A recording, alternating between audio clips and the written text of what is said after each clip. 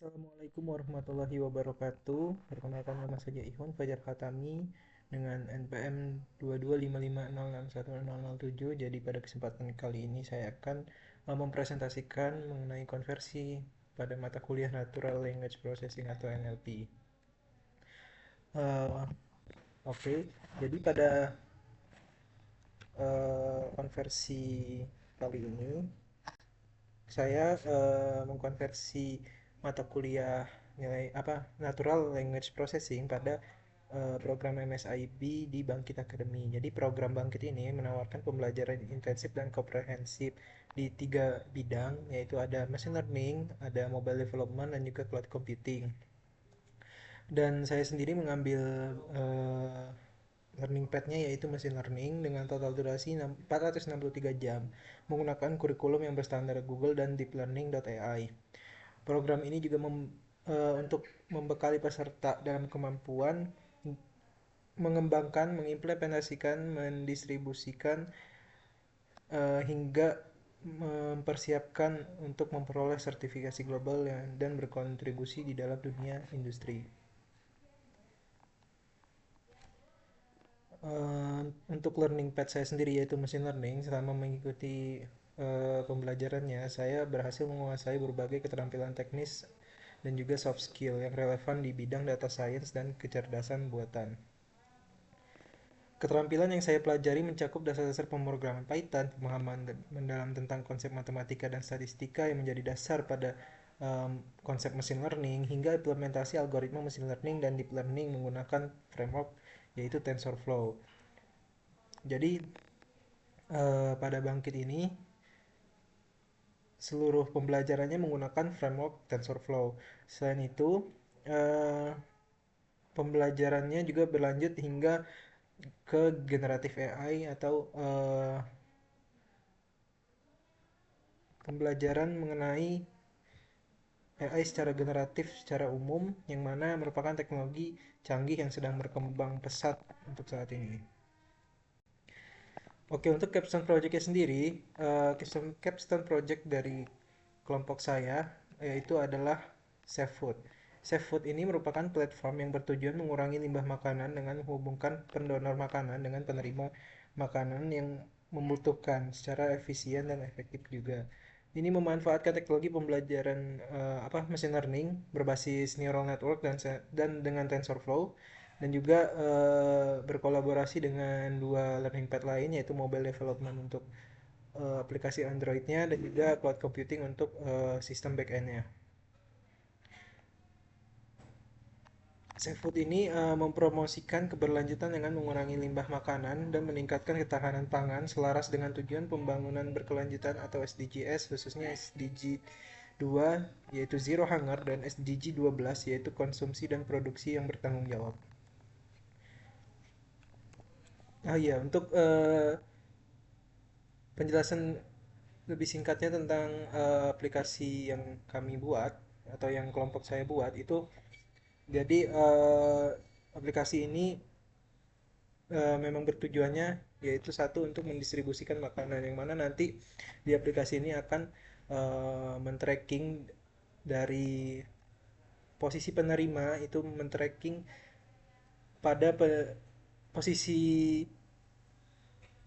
pendonor yang ingin mendonor makanan itu akan men-tracking daerah sekitarnya apakah ada penerima terdekat, dan ketika seluruh parameter yang ada di sistem itu terpenuhi maka akan merekomendasikan penerima tersebut, dan jika penerima tersebut nantinya menolak karena ada yang tidak cocok atau banyak syarat dan ketentuan dari penerimanya maka akan dilanjutkan ke atau diganti ke urutan kedua penerima yang paling cocok dengan pendonor tersebut. Jadi kurang lebih begitu penjelasan tentang capstone project kami.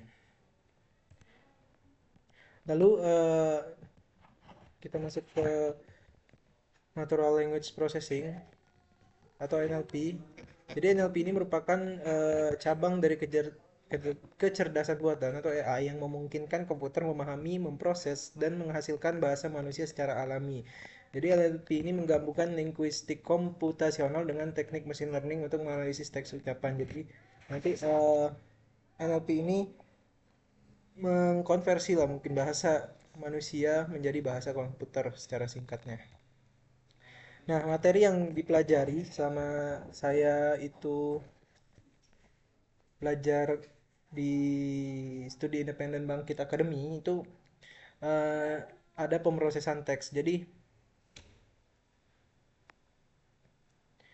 eh, pada pemrosesan teksnya ini sendiri ada namanya tokenisasi, yang mana tokenisasi ini merupakan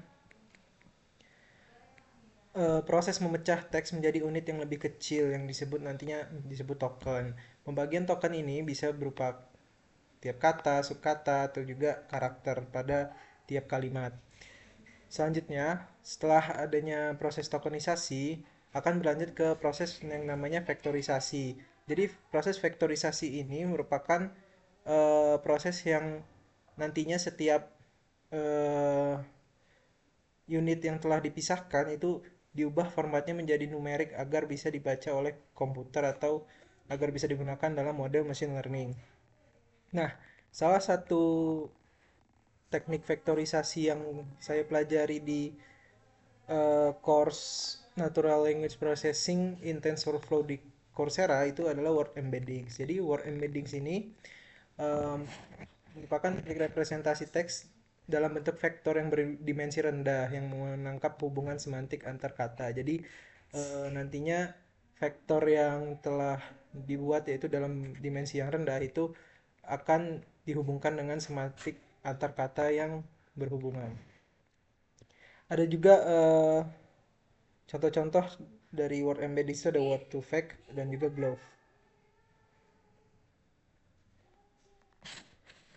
Selanjutnya eh, saya juga mempelajari tentang penerapan model deep learning untuk data yang sekuensial. Di sini menggunakan recurrent neural network, get recurrent unit, dan juga long short term memory atau LSTM.